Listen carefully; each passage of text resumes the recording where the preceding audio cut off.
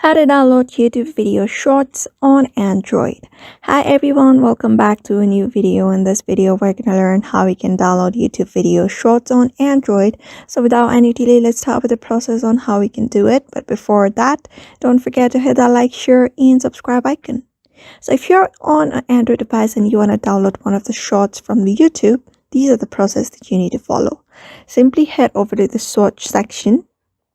You may just go to the shorts section, and here are some of the reels that is available.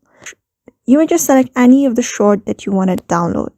For example, this one right here. So what you're going to do is simply tap on this like icon.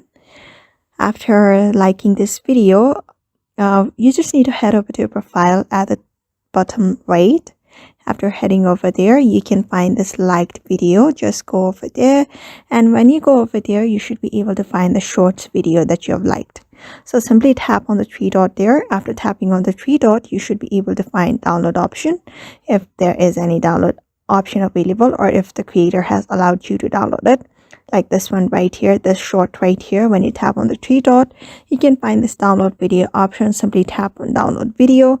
After that, simply select the quality of the video that you want to be downloaded.